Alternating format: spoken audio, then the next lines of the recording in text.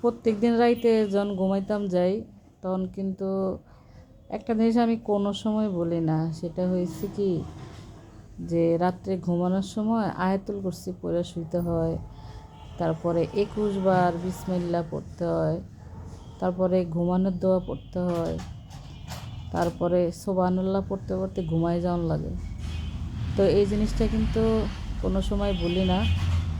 আমি মনে করেন আয়াতুল কুরসি, বিসমিল্লাহ, ঘুমানোর দোয়া আর বিসমিল্লাহ পড়তে পড়তে ঘুম যায় আর কি। যদি ঘুম না ইয়ে তো নাই, আর আইলে তো আইলেই।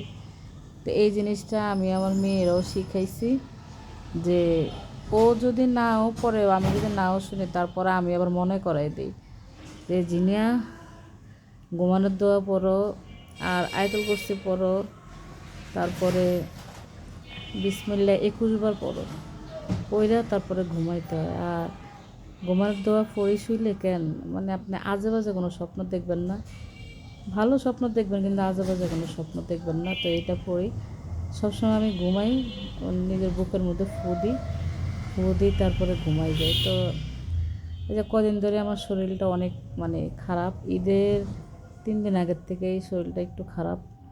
তো এই কারণে আসলে তেমন কোনো ভিডিও দিতে পারি না। তো কেন এই জিনিসটা আমিও পড়ি, আপনারাও পড়িয়েন। আমি আমার মেয়েরে এখানে মনে করেন না পড়লেও আমি এখানে মনে করে যে এই জিনিয়া এই এই আয়াতুল কুরসি পড়ছো। তো ও যদি পড়ে তো বলে যে পড়ছি, আর না পড়লে কয় কি, না পড়লে মনে করেন আমি কইলে তারপরে পড়ে আর কি।